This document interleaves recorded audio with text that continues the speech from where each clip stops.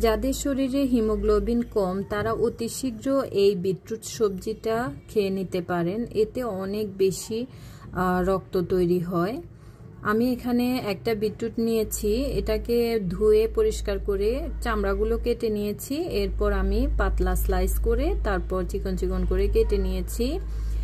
দেখুন কত সুন্দর করে আল্লাহ সৃষ্টি করেছেন এই সবজিটাকে, মাশাআল্লাহ সুবহানাল্লাহ। আমি এখন চুলায় দিয়ে দিলাম। আগে একটু ভাপ দিয়ে নিচ্ছি, আপনারা চাইলে ডিরেক্ট ভেজে নিতে পারেন, তবে আমার মনে হয় একটু পানি দিয়ে আর একটু লবণ দিয়ে আগে ভাপ দিয়ে নিলে তাড়াতাড়ি ভেজে নেওয়া যায়। এজন্য আমি একটু ভাপ দিয়ে নিচ্ছি, একটু ঢেকে দিলাম যাতে তাড়াতাড়ি হয়ে যায়। এই তো হয়ে গেছে ভাপ দেওয়া। এখন আমি বিটরুটটাকে ভেজে নিব। পরিমাণ মতো একটু তেল দিয়ে পেঁয়াজ, রসুন আর কাঁচামরিচ দিয়ে দিলাম। এর মধ্যে বিটরুটটা দিয়ে দিলাম, ভেজে নিচ্ছি। একটু উল্টে পাল্টে দিব আর একটু লবণ দেওয়ার প্রয়োজন হয়েছে, তাই আমি আর একটু লবণ দিয়ে দিলাম।